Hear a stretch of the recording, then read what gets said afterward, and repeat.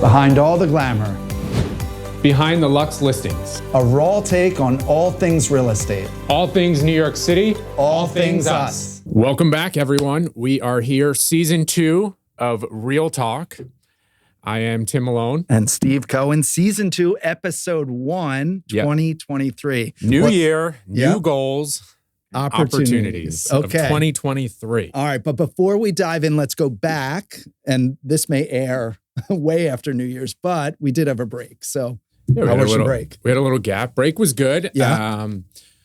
What did we do? We spent time with family. Then Don and I had this fantastic idea to take the 3 dogs with us. I told you not to do it, by the way. Yeah. Once we got there, it was fine. Okay. But, Wait, so were the dogs on board with you? oh, yeah. Yeah. But we were in the airport on the 26th, and I was like, it's a lot. Mayhem? Oh, yeah. I mean, the airport's mayhem to begin with. Yeah. And then to have 3 dogs, but it was fine. We went to Florida. That was great. And then from there, we went to New Orleans. And after the first flight, I was like, maybe we should just drive, like get in a car. Oh. I mean, Did I you? selfishly knew I wouldn't be driving. No, Right. we didn't. Okay. So we got to New Orleans. That was fun. Don did the show. And then Yep. back to New York. And here we are. All right, cool. Yeah, it was fun. Great. Yeah. How about you? We were in Israel. Okay. It was amazing. We went for our friend's daughter's Bat Mitzvah, one of Lily's best friends. And again, we talked about this before. There were 40 kids, 40 adults. We toured the country. Our friend Paul and Liat put together this. We just like signed up and tagged along in this incredible trip throughout Israel. So it was pretty amazing. The kids had a blast. We had a blast. And it's always very special for me to be back there. Obviously, I used to live there, but to be back there so many years later with my family and to experience it through my kids' eyes is pretty neat. Pretty cool. Yeah, it's a very special country. Now we're back. Yep. It's 2023, New York City. What are we thinking? What are we thinking? Well, we're putting out all these predictions, and obviously we don't truly know. Yeah. But I think 2023 is going to be a good, solid year. I don't think it's going to be easy. Mm-hmm.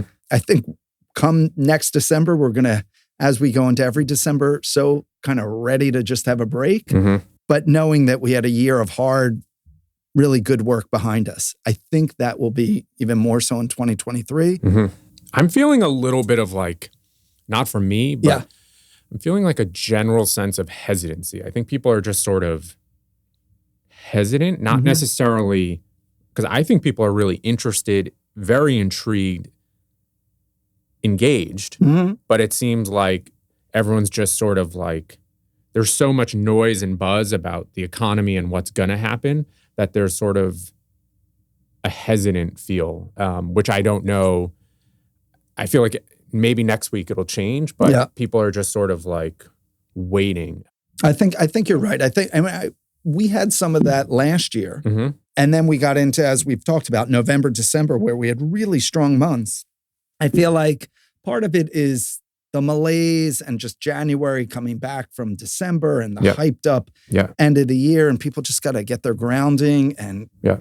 get their feet back in. Yeah, we've got to remember, I mean, we're Yeah. only 12 days in, That's right. right today. And I feel like some people took the first week and it seemed like on social media, a lot of people were still away. So, yeah. So yeah, but the city feels good. I mean, I was out at some restaurants over the weekend. Mhm. They were busy. Yep. I think the crowds are definitely there. Well, and we seem to be busy with work. Yeah. But yeah, I agree. There's a little bit of hesitancy in the market. And Mhm. I think in general in the world. The interesting thing to me is I think the mortgage rates are starting to creep down. And Yes. I think that's a big driver and people are just waiting for those things to hit into the 4s. And then I do think we're going to start seeing More transactions Yeah, and I movement. agree. Right now, I think we've seen a gradual decrease in the mortgage rates, but for some reason I have this feeling when they hit the 4s, it's gonna pick up. It's so incredible because even at 5, it's still relative to history low. Yeah. But when you taste a 2.8, yes, absolutely. It's hard to then it's stomach hard to that. go back. And then this was an interesting point. So I did a piece on Fox News yesterday, And they came to me to talk about, New York City, what's going on, but the actual growth in New York, 3.9% since the pandemic, the population has increased, which everyone thinks the city is, the news is, New York is, everybody's running. It's actually not the case. People are moving back into the city. Our population's growing, and certain neighborhoods, certainly Upper West Side, Lower East Side, are seeing more growth than ever. And you see it, if you just move around this city, I mean, we've talked about this, but trying to get reservations or show tickets, like you really do see the uptick, or traffic. Like, thinking back to December, someone asked me last night, like, why we didn't go to this one party. I was like, truthfully, because I opened my phone and it said it was going to take an hour and 3 minutes to get there. And I wasn't doing it. Like, it was ridiculous. Yeah, that's crazy. But I don't know. Hopefully it's quieted down a little bit. It's so funny when I love looking at old photos of the city and everything looks so quaint, where there's like 5 cars on Broadway, and like now it's bumper to bumper. I mean, all of our population in the world is growing, and cities that were built for much less, much smaller populations still have the same size streets and all of that. Totally. Yeah. So 2023. All right, Timmy. What New are your Year's goals? resolutions? What are they? What are my goals? So, have you thought about this? Yeah. Well, I'm doing dry January. Yes, that I know. Which How's that I tend going? to do every year. Yeah. I did it in 2020. It actually lasted for 14 months. Yep. So I'm back at it now. And I was like thrown the biggest curveball because January 2nd, we were at our good friend's house, who's like very into wine, to say it lightly. And I didn't have any. And then, so you had all this incredible wine in front of you. And then the next night I was out with my parents and my mom was like, just have a drink tonight. Start tomorrow. Right. And like, I didn't do it, but. Did your parents like the show? Oh gosh, my mom wouldn't stop talking about it. They went to see Music Man. Yeah. She will not stop talking about Hugh Jackman. That was great. Yeah, well, he's pretty incredible. Yeah. Yeah. So I think he's got a couple more days and then he's done. Yeah. So the dry January, and then re-engaged with my trainer. So working out in the mornings, which is good. That keeps me focused. You working out every morning? No, 3 days a week. With him.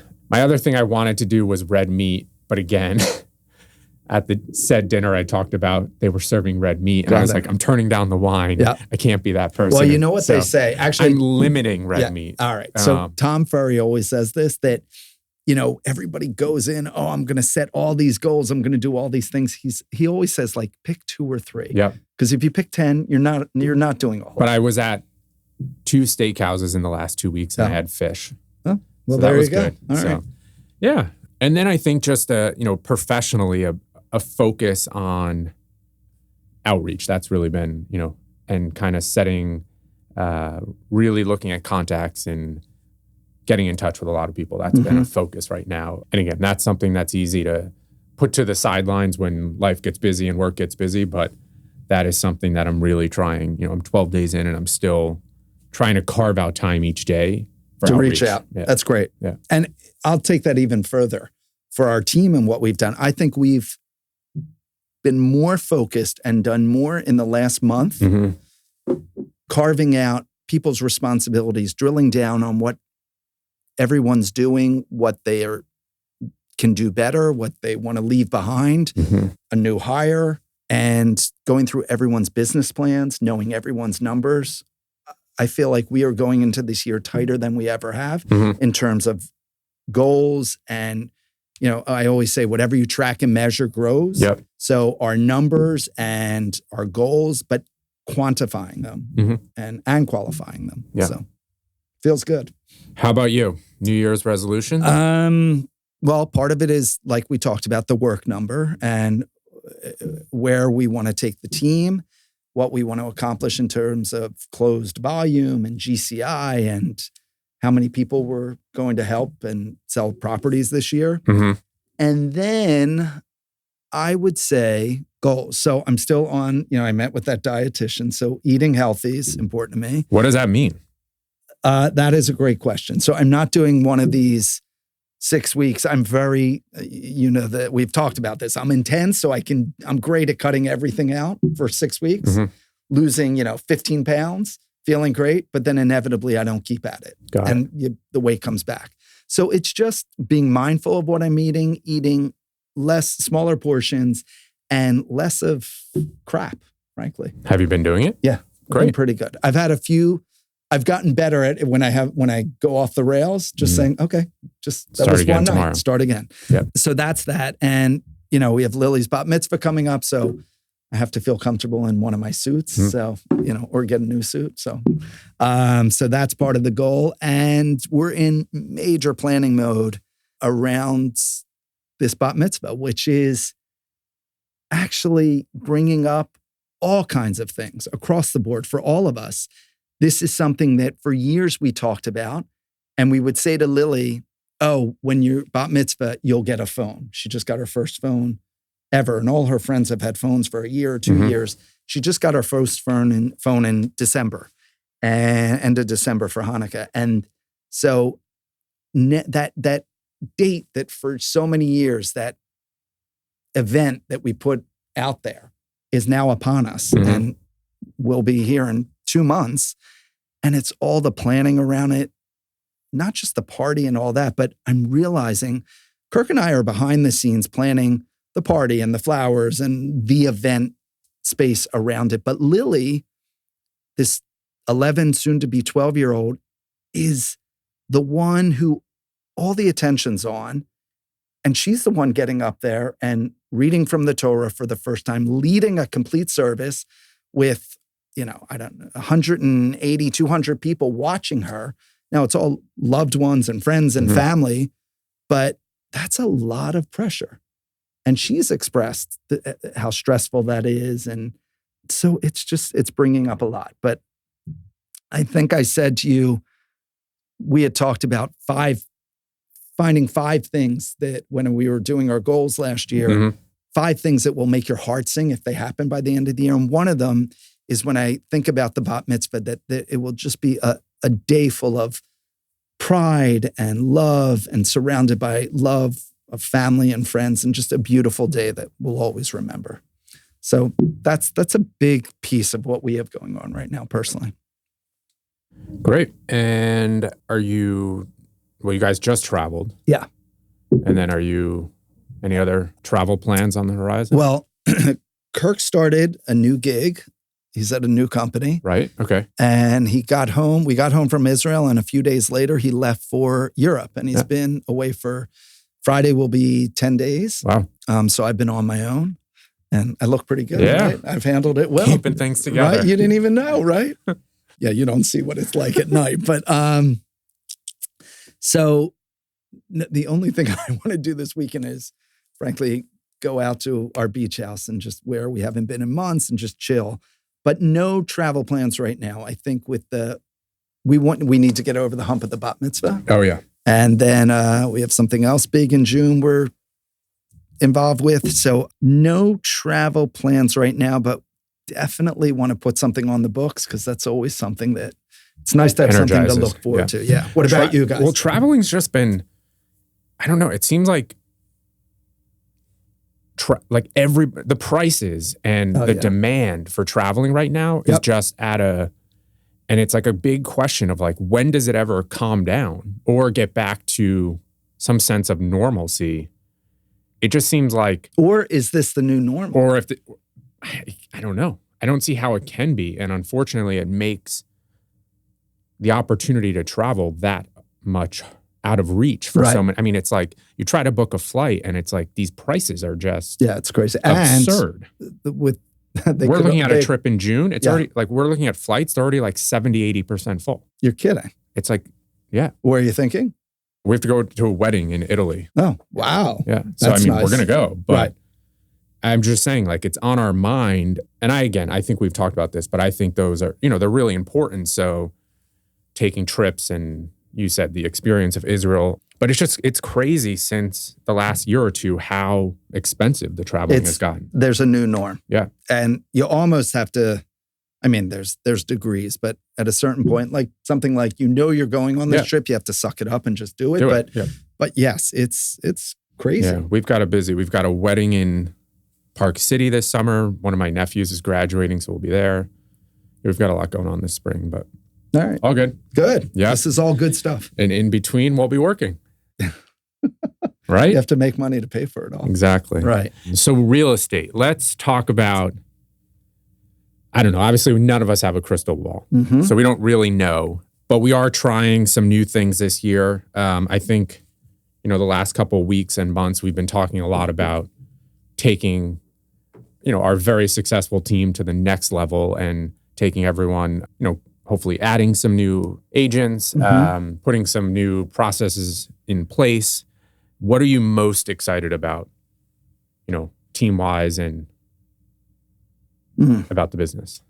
I feel right now, I say this all the time, but I really, truly feel like our team is the most grounded, solid, cohesive we've ever been. Mm-hmm. It took a long time to build this and get to where, I had this vision, and then you came along, and then what we, the whole team has as a vision, and where we are feels very solid. Mm-hmm. So I'm excited about that. It feels grounding and supportive and great to be in the trenches with people that have your back. I'm excited about, well, certainly we've got some really audacious big goals, hitting those goals, working towards hitting those goals. Mm-hmm. With that said, the other side of it is then the nitty gritty and the grit of the business, which is, I'm dealing with sellers who unfortunately aren't realistic with pricing and communicating to them. And it can be so frustrating because watching people chase the market down is just frustrating, where you're missing on really good opportunities to sell and the seller chooses not to engage. And then a few months later, you're getting offers considerably lower. Yep. Yeah, so, I was going to say, I think it takes a couple weeks and months for people to all, and on the buy side too, I think some buyers right now are thinking, and we get into these dips in New York City where some people just get way too dramatic with how deep the dip is. And yes, we are in a buyer's market. Yes, there is opportunity in the city right now, but don't get crazy. Don't think it's, New York City will never be given away. There'll always be an exciting factor to this city. So I think both buyers and sellers, have to stay realistic. But it's always New York City. And I say all the time when we're in these, it's still New York. It's not Iowa. No offense to Iowa, but we're still New York prices. Yes, we are down. Yes, it's a buyer's market, but it's all relative. And then we're seeing some of these one-off high-end deals, and we've talked about this, which are sometimes trading for more, than they did a couple years ago. That's right. Well, those particular trophy properties, and when there's enough emotion or the right buyer for it, it can happen. It can happen. Yeah. It doesn't always align with the market, but yes, they do happen. We've, thank God, in the past represented some of those where we've been surprised. But there was enough interest by enough people that it drove the price up. So we want to grow the team. We have a goal to bring some people on this quarter. That's right. We're looking for, the right, we're hiring a new staff member and 2 new agents. And then we, of course, have our goals for what we want to close in volume. And it seems like that's sort of a trend in the industry of teams just getting bigger and bigger and bigger. And adding mega resources. And well, I'll say Tom Ferry said it, maybe it was 5 years ago. He said his prediction was the industry is going to shift completely. It's going to be all about teams.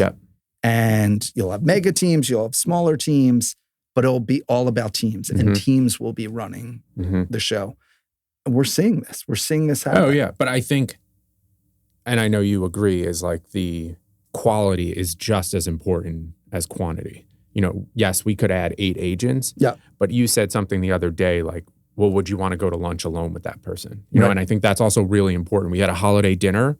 It was genuinely super fun because we all like each other. We all get along. And I think that's what makes when the job can get mundane or boring, or you're doing something where you're just like or frustrating. Frustrating, or that's right. You just need to vent because there's a person on the other side that is challenging.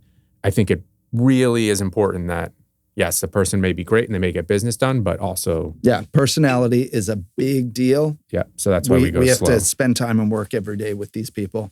I will say, I heard something the other day that really made me think. So Adam Rosenfeld from California. California, yeah, at the agency, now Bond. They've built, they're merging their teams. I've known Adam and John and Lauren for a while. And anyway, Adam made a comment about that.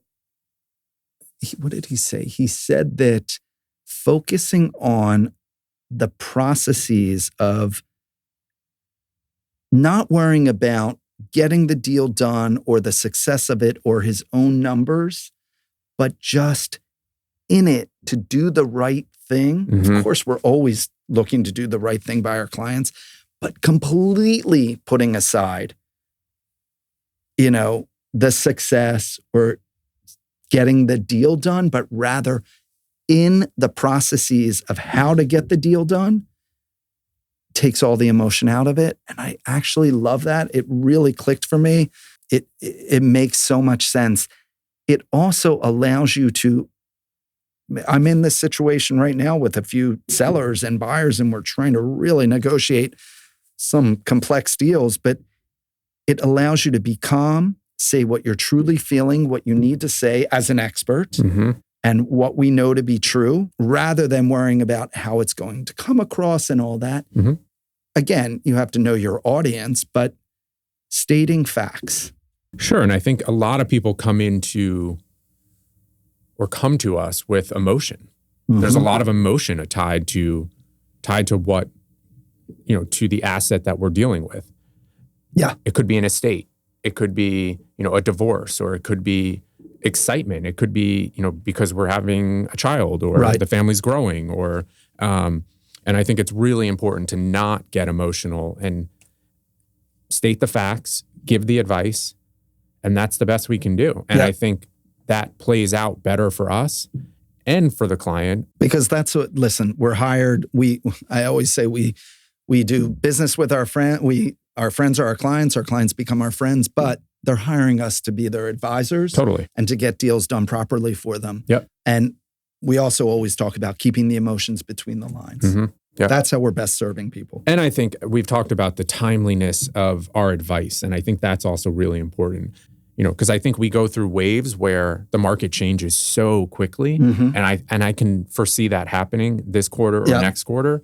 And yes, you can read the New York Times or you can read the Wall Street Journal, but what happened January 10th is different in our lives than January 30th. It could change that quickly. Yeah, that's right. So I think that's really important too. And we can't forget, there's a lot of times I just know things in my gut. Yep. That's not good enough though. And you have to be communicating constantly to people and not, and I can forget sometimes that our clients who can be wildly successful and smart, ultra smart people, but this is not what they do every day. Mm-hmm. And just because I know it, I have to be communicating it. Yeah. Yeah. So, yeah.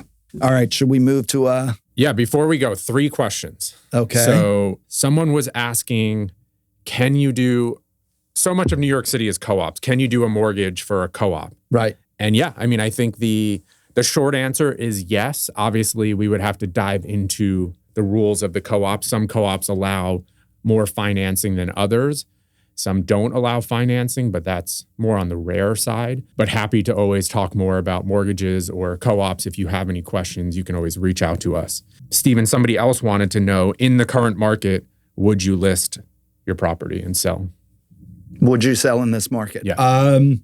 So the answer is yes, but it depends. It depends what your motivation is, what your goal is, and every situation's an individual situation. I have people that are selling that are scaling up. Mm-hmm. So they may be selling for less, but they're buying for less. Mm-hmm. I have people that know they're moving and they want to take their cash and buy in another market. Similarly, Mm-hmm. you might be selling for less, but most throughout the country, property prices are down. Yeah. So I also think it depends on what you're selling. There's different Very good categories point. of Yes. properties. Yeah. And, we would just have to kind of hear what the property is. Is it, a 2-bedroom on Central Park West, which right now there's not a lot of them. Right. So if you've got it, you might be in a good place to sell. What's the condition of the property? I think those are all things. That's a great point. To kind of discuss. Yeah. So before we go, the last thing I saw a funny meme that said adulting is just asking people what they watch on TV and writing down their lists. So what are you guys watching? What are we watching? I'm watching Madoff. Oh, we just watched that. Yeah. Okay. So I always start shows and I'm notorious for falling asleep. So I usually see the first 12 minutes. Guilty of that too. And then that's about it. So we're watching Madoff. Lily and I tend to watch shows together. Okay. When we're trying to wind down sometimes. And we started watching together The Mindy Project, which is really funny and great. And Lily and I just finished, I think the new episode just dropped last night or tonight, Abbott Elementary, which we absolutely love.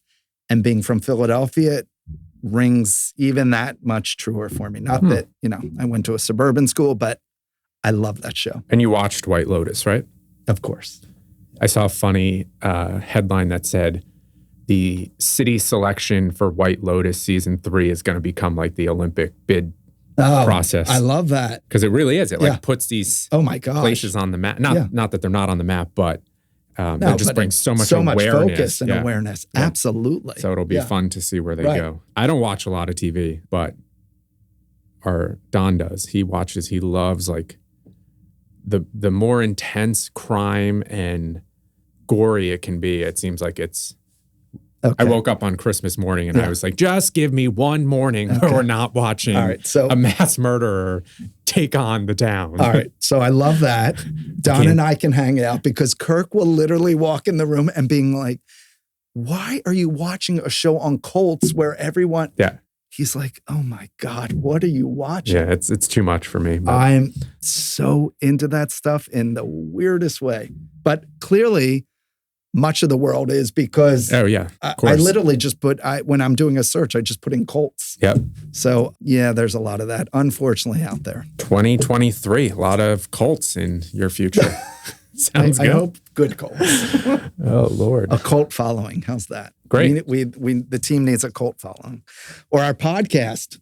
We've got that already. Oh yeah? Okay, good. I didn't realize. We're just growing the cult. All right. Good. All right, Timothy, are we good? Let's wrap good. This. First episode of season 2 is a wrap. So I'm Steve Cohen. You can follow me on Stephen Cohen NY on Instagram or Stephen Cohen Team NY. And I'm Tim P. Malone NYC on Instagram. And we will see you guys on the next episode. We will see you soon.